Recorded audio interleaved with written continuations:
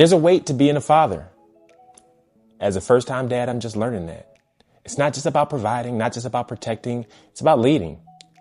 And leading spiritually, that's a whole different level of responsibility, because it's one thing to make sure my daughter has food on the table, a roof over her head, clothes on her back. But am I prepared to give her something even deeper? Something that lasts longer than money or material things? Am I ready to guide her spiritually, to teach her about faith, to help her navigate this world, not just through logic and ambition, but through wisdom, through purpose, through God, a higher power? And I'll be real with y'all. That's the part that scares me, because I'll be honest, I don't feel qualified for it. I believe in God. I pray. I try to live with integrity. I go to church. But am I the man who should be teaching someone else how to walk in faith? Am I grounded enough to lead my family in a way that brings them closer to God? What if I mess up? What if I don't know the right answers? What if my own doubts and struggles bleed into the lessons I try to teach? That's the fear. But I know fear is just an opportunity in disguise. So instead of running from it, I'm facing it. And I've been thinking about how a high achieving man, how a high achieving dad prepares himself to lead his family spiritually. And I've come up with 5 things, 5 ways I'm preparing myself to be the spiritual leader my daughter, my wife, and my family need. Number 1, I've got to work on my own relationship with God first. I can't lead my family somewhere I haven't even been. I can't teach my daughter about faith if I'm not walking in it my own self. So that means spending more time in prayer, studying the Word of God, not just on Sundays, not just in passing, but as a real part of my daily life. I need to build my own foundation before I can help her build hers. All right, number 2, I got to lead by example.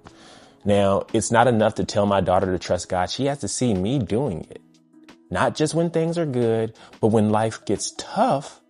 How do I respond to challenges?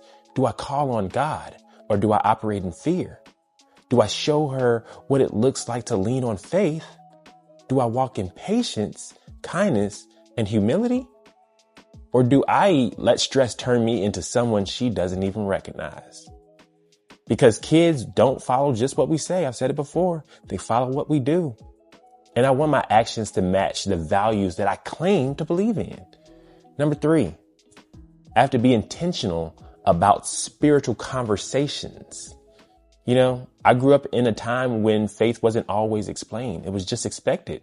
You went to church, you followed rules, you went to Bible study, but no one really sat down and talked about what faith meant to me as a kid, why it mattered. I want things to be different for my daughter. I want her to feel like she can ask questions, that she can be curious, that she can talk to me about God, about life, about purpose in her own words, in her own experiences, without feeling like she's just supposed to believe in something because I said so and the people around me said so. I want to have real conversations. And that starts with, first of all, me making space for them. All right, number 4. Now I have to surround myself with other men who are walking in faith, because no one leader leads alone. If I try to do this all on my own, I'm going to fall short. I need wisdom from other men around me who have already raised strong faith-driven kids. I need examples. I need men around me who have figured out how to balance ambition with spiritual leadership. Men who hold themselves accountable to something higher than success.